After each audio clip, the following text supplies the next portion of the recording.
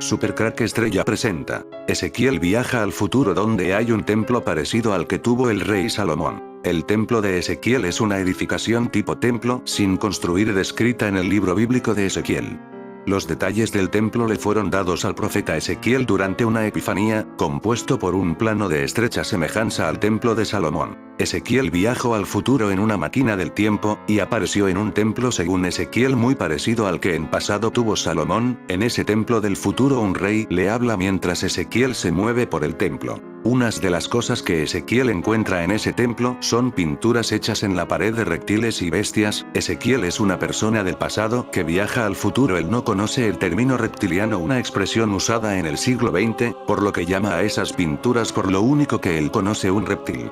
En esta historia es donde más claro podemos ver que los reptilianos son demonios, y esto lo podemos ver claramente si recordamos en el pasado quién construyó el templo de Salomón. La historia nos dice que el templo de Salomón lo construyeron unos demonios que el propio Salomón invocó con su sello. Ezequiel compara este templo del futuro con el templo del pasado de Salomón. Entonces no tenemos más que usar el sentido común para saber que esas pinturas de reptilianos en las paredes del templo del futuro tienen que ser demonios los mismos que ayudaron al rey Salomón en el pasado a construir su templo. Miremos lo que dice Ezequiel. Entré, pues, y miré, y he aquí, toda forma de reptiles y bestias abominables, y todos los ídolos de la casa de Israel, que estaban tallados en la pared por todo alrededor.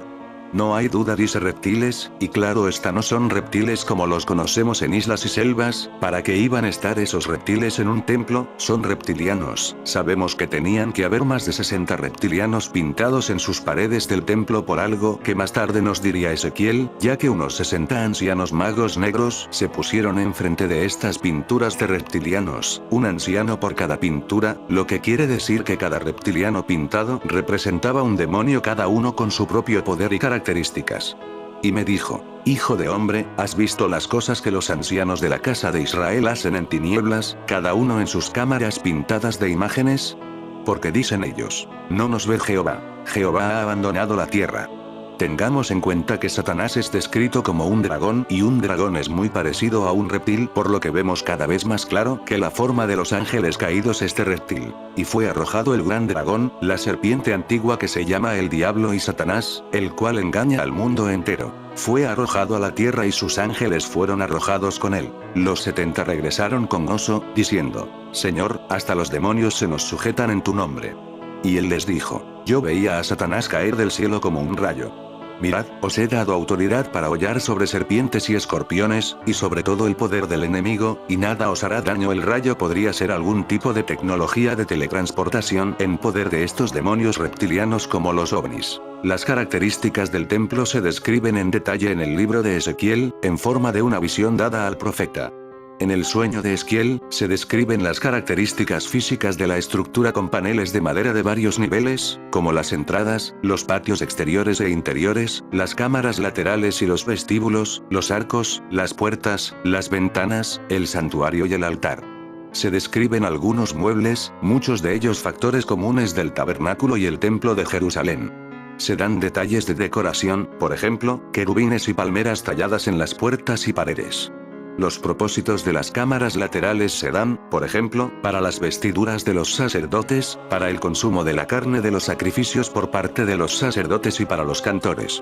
Las dimensiones se dan en base al codo. El hecho de que los detalles del templo se dan en el contexto de una visión profética, da lugar a análisis y debate en cuanto al significado y propósito del templo. Algunas interpretaciones cristianas del templo de Ezequiel aplican a profecías de un templo futuro, incluyendo ser el templo que debería haber construido Zorobabel, o bien un templo literal a ser reconstruido durante el reinado milenario de Cristo, un templo que es simbólico de la adoración a Dios por parte de la iglesia cristiana del presente, o un símbolo del futuro y eterno reino de Dios.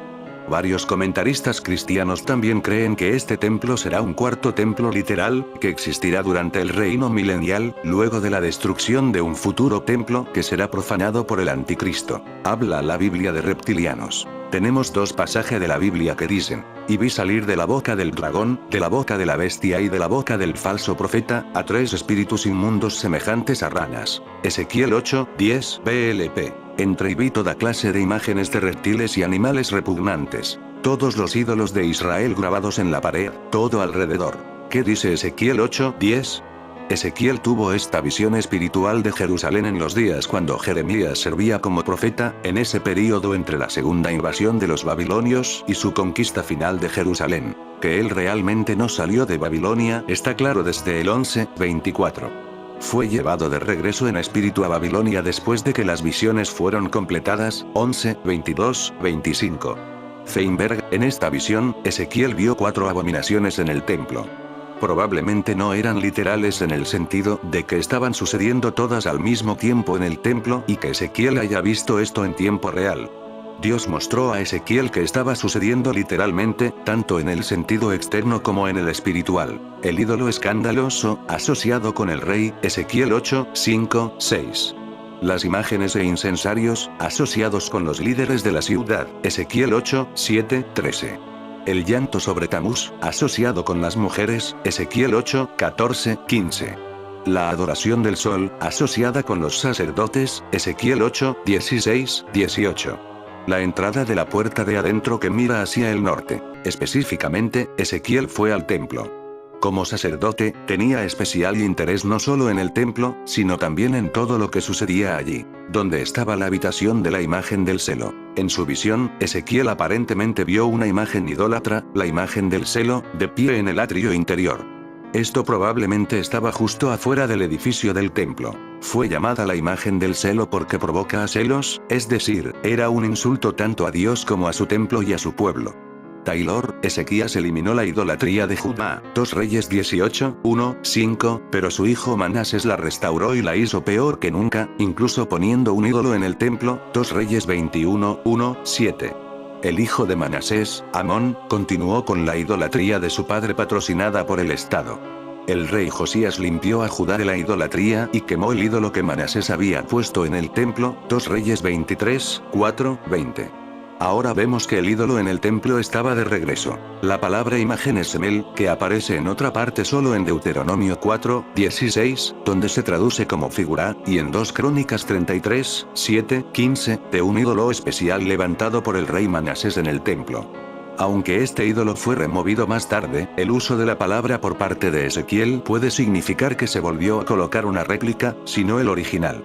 La palabra también aparece en los escritos fenicios. Urig, y he aquí, allí estaba la gloria del Dios de Israel. En su visión, Ezequiel vio la misma gloria de Dios que vio en el campo. La gloria de Dios estaba presente en el templo de Dios en Jerusalén. Hay un fuerte contraste entre esta gloria y los ídolos degradados y la idolatría que Ezequiel verá en el resto de esta visión. La gloria de Dios llenó el tabernáculo, Éxodo 40, 34, 35, y luego el templo, 1 Reyes 8:11. Al final de esta visión, Ezequiel 10:11, la gloria de Jehová ya no habitará más en el templo. Ezequiel mira hacia el norte, y me dijo, hijo de hombre, alza ahora tus ojos hacia el lado del norte. Y alcé mis ojos hacia el norte, y he aquí al norte, junto a la puerta del altar, aquella imagen del celo en la entrada. Alza ahora tus ojos hacia el lado del norte. Si uno se paraba de frente a la entrada del templo, el norte estaría en el lado derecho. No sabemos en qué dirección tuvo que girar Ezequiel, pero se le indicó que mirara hacia el lado del norte. Al norte, junto a la puerta del altar, aquella imagen del celo en la entrada. Allí nuevamente, Ezequiel vio este ídolo en el atrio del templo. Fue llamada la imagen del celo porque provocó a Dios a celos santos. La conexión de esta imagen con la puerta norte, Ezequiel 8:3, era significativa, conectando esta imagen del celo con la realeza y el rey. Esta era la más honorable de las 3 puertas porque, al estar el palacio real en el lado norte del templo, el rey la habría usado cada vez que entraba a adorar. Taylor, grandes y mayores abominaciones. Me dijo entonces, hijo de hombre, ¿no ves lo que estos hacen, las grandes abominaciones que la casa de Israel hace aquí para alejarme de mi santuario? Pero vuélvete aún, y verás abominaciones mayores. Y me llevó a la entrada del atrio, y miré, y he aquí en la pared un agujero. Y me dijo, hijo de hombre, cava ahora en la pared. Y cavé en la pared, y he aquí una puerta. Las grandes abominaciones que la casa de Israel hace aquí. Ezequiel vio la imagen del celo, y Dios le dijo que representaba las grandes abominaciones de Israel, para alejarme de mi santuario. La idolatría era tan persistente y ofensiva para Dios, que lo hizo determinarse a alejarse. Era su santuario, perteneciente a Dios mismo, pero él lo dejaría a causa de sus grandes abominaciones. Pero vuélvete aún, y verás abominaciones mayores. Lo que Ezequiel vio era suficientemente malo. Dios ahora prometía mostrarle cosas peores, abominaciones mayores. Hijo de hombre, cava ahora en la pared. Para ver esas abominaciones mayores, Ezequiel tuvo que cavar en la pared para ver en su visión lo que había dentro del templo mismo. Aunque nos preguntemos cómo puede cavar un agujero en la pared o por qué no usa la entrada existente a esta habitación, la naturaleza visionaria de toda esta unidad elimina la necesidad de realismo o consistencia lógica. Blog, en la aplicación espiritual, esto muestra que puede requerir algo de esfuerzo y energía poder ver verdaderamente el interior. Si solo se permite una observación fácil o superficial, es posible que no se vea el verdadero estado de las cosas. Lo que Ezequiel vio detrás del muro. Cosas perversas y hombres ciegos. Me dijo luego, entra, y ve las malvadas abominaciones que estos hacen allí. Entré, pues, y miré. Y he aquí toda forma de reptiles y bestias abominables, y todos los ídolos de la casa de Israel, que estaban pintados en la pared por todo alrededor. Y delante de ellos estaban 70 varones de los ancianos de la casa de Israel, y Jaazanías hijo de Safán en medio de ellos, cada uno con su incensario en su mano. Y subía una nube espesa de incienso. Y me dijo, hijo de hombre, ¿has visto las cosas que los ancianos de la casa de Israel hacen en tinieblas, cada uno en sus cámaras pintadas de imágenes? Porque dicen ellos, no nos ve Jehová. Jehová ha abandonado la tierra toda forma de reptiles y bestias abominables, y todos los ídolos. En su visión, Ezequiel vio el interior del templo con toda clase de cosas inmundas e idólatras pintadas en la pared por todo alrededor. Se suponía que el interior del templo tenía querubines alrededor del trono de Dios representados en las paredes, y en su lugar tenía ídolos inmundos. Dios llamó a estas grandes abominaciones, las maldades más abominables. Estas son repugnantes en su naturaleza, y se multiplican en número ante mí. El consenso de los intérpretes es que estos eran los cultos a animales de Egipto, Berrom 1:23. En Egipto tal adoración tuvo quizás su mayor y más extenso desarrollo en la antigüedad. Feinberg, esta pieza de idolatría la habían aprendido los judíos de los egipcios, quienes adoraban con locura bueyes, asnos, cabras, perros, gatos, serpientes, cocodrilos, el pájaro ibis, etc. Y delante de ellos estaban 70 varones de los ancianos de la casa de Israel. Enfrente de estas imágenes asquerosas e idólatras estaban los líderes de Israel, cada uno con un incensario que daba nube espesa de incienso. Ofrecían servicio sacerdotal e incienso asociado a oraciones, en medio de la idolatría y la impureza. 10 Entré, pues, y miré. Y he aquí toda forma de reptiles y bestias abominables, y todos los ídolos de la casa de Israel, que estaban pintados en la pared por todo alrededor. 11 Y delante de ellos estaban 70 varones de los ancianos de la casa de Israel, y Jaazanías hijo de Safán en medio de ellos, cada uno con su incensario en su mano. Y subía una nube espesa de incienso. 12 Y me dijo, hijo de hombre, ¿has visto las cosas que los ancianos de la casa de Israel hacen en tinieblas, cada uno en sus cámaras pintadas de imágenes? Porque dicen ellos, no nos ve Jehová. Jehová ha abandonado la tierra. 13 Me dijo después, vuélvete aún, verás abominaciones mayores que hacen estos. Parece que hay un cierto desprecio al usar la palabra estos para referirse a los magos negros que realizan su ritual satánico, al lado de las pinturas de reptilianos que hay en la pared del templo. Parece que Ezequiel entró en un lugar del templo donde había cuadros, y en esos cuadros había reptilianos pintados que eran venerados. Al estar en estos cuadros podemos pensar que estos reptilianos llevan aquí desde el principio de la humanidad, pues ya en esta época eran pintados como dioses. En realidad parece que estos reptilianos estaban pintados en la pared. Frente a estas pinturas de reptilianos, había 60 magos negros que realizaban magia negra con la mirada de estas pinturas de reptilianos, y esos rituales satánicos salía una nube o humo. Parece que él habla a Ezequiel, se burla de él, diciendo que no pasa nada por hacer todos aquellos rituales satánicos. Parece también que cada mago está enfrente de un reptiliano pintado, uno por cada mago. Como si cada uno de estos reptilianos pintados tuvieran diferentes poderes. Y además le dicen a Ezequiel cómo Dios puede permitir que se hagan estas aberraciones sin hacer nada, una especie de crítica burlona. Diciendo que Dios abandonó la tierra y en ella solo reina Satanás. En esta época ya tenían una idea de tierra, un conocimiento bastante avanzado para la época. ¿Qué nos dice Ezequiel 10? En cuanto a su apariencia, los cuatro eran de una misma forma, como si estuvieran una en medio de otra.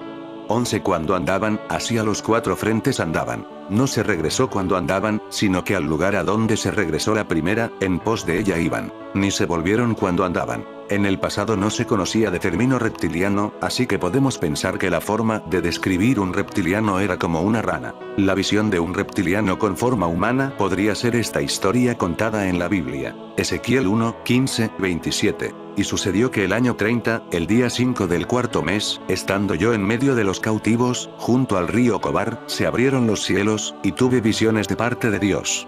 2. En el día 5 del mes, en el año quinto de la deportación del rey Jeconías. 3. Llegó la palabra de Yahvé a Ezequiel, hijo de Busí, en la tierra de los caldeos, junto al río Cobar. Y fue allí sobre él la mano de Yahvé.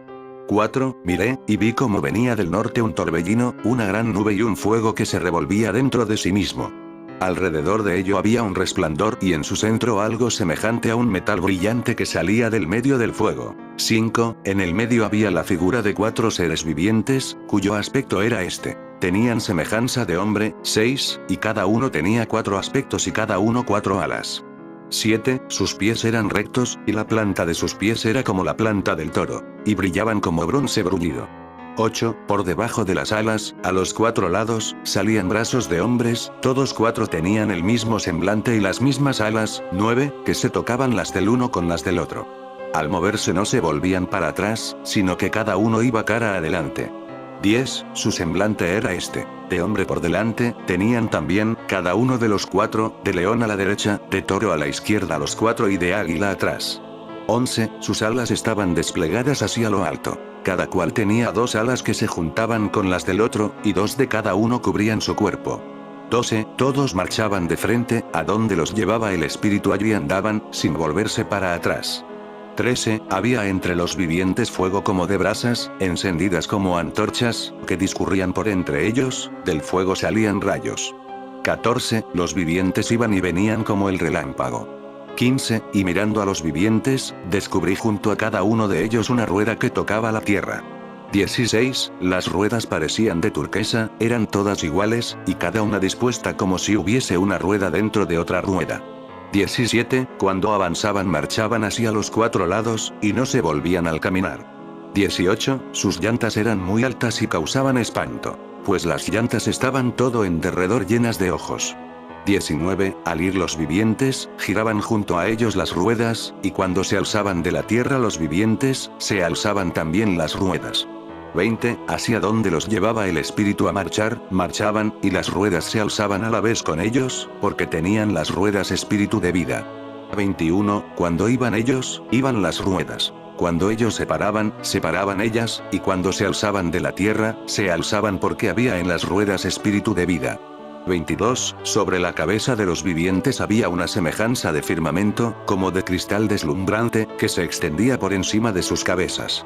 23. Y por debajo del firmamento estaban extendidas sus alas, una frente a la otra, cada uno tenía 2 por un lado y por el otro, las cuales les cubrían el cuerpo. 24. Oía el ruido de las alas como ruido de río caudaloso, como voz del Todopoderoso, cuando marchaban, como estruendo de campamento. Cuando se detenían plegaban las alas. 25. Y una voz salía del firmamento que estaba sobre sus cabezas. Al pararse ellos plegaron sus alas. 26. Sobre el firmamento que estaba sobre sus cabezas había una piedra de apariencia de zafiro a modo de trono, y sobre la semejanza del trono, en lo alto, una figura semejante a un hombre que se erguía sobre él.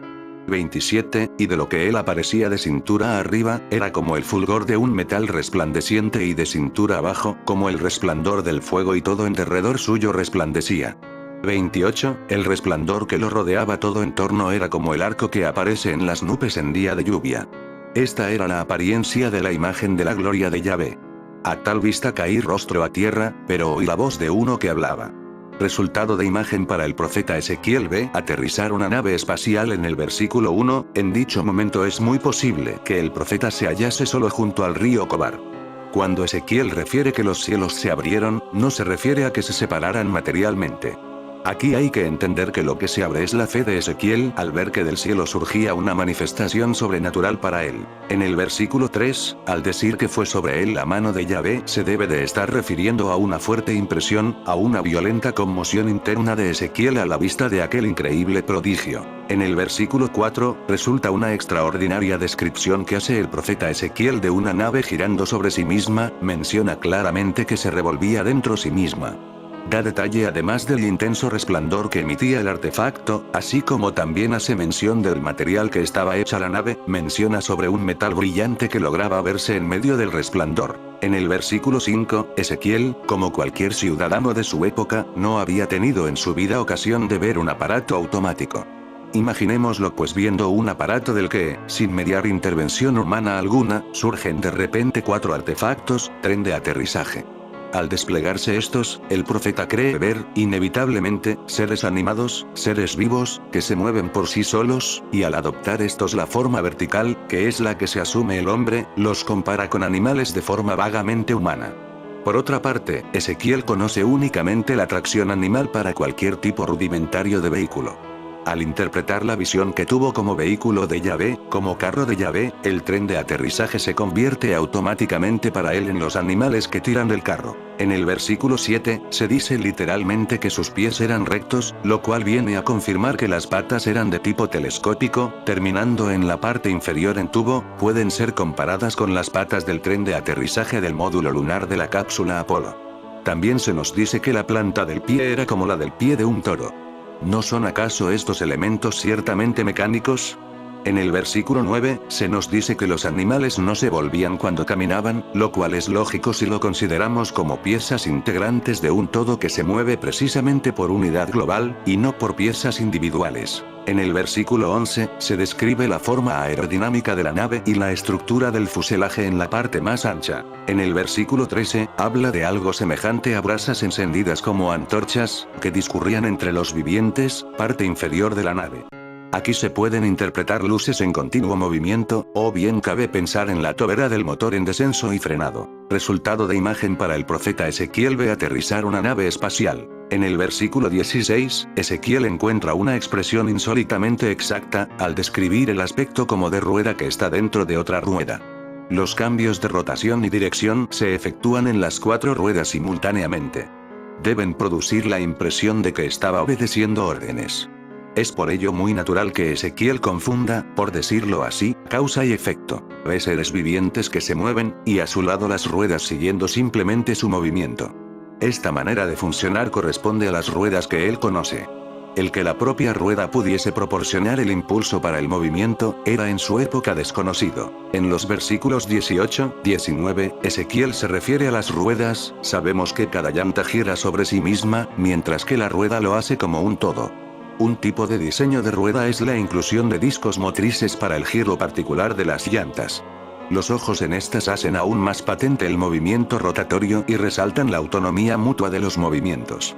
El sincronismo de diversos movimientos rotatorios es desconcertante e impenetrable para quienes ignoran la técnica.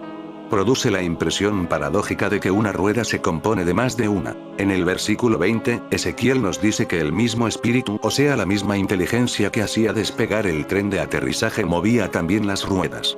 Lo cual es lógico si pensamos en una tripulación que maneja el aparato. En el versículo 22, nos encontramos con la descripción más importante de todo el conjunto, la caja propiamente dicha de la nave. Un gran cuerpo esférico o semiesférico asentado sobre las alas extendidas y posado en tierra por medio de 4 patas. En el versículo 24, en cuanto al ruido que se oye cuando las alas se ponen en movimiento, corresponde al zumbido que produce la maquinaria existente en la nave cuando ésta se pone en movimiento, y es normal que deje de producir ruido y cese de moverse en el instante mismo en que el aparato se detiene. En el versículo 25, 26, se trata posiblemente de la escotilla superior de la nave, de la que el tripulante, iluminado desde la parte inferior por el resplandor que sale del interior de la cabina. En el versículo 27, Ezequiel encuentra una situación comprometida al no saber cómo conjugar y explicar al mundo la figura de un ser tan humano en medio de lo que debería ser una manifestación extremadamente sobrenatural.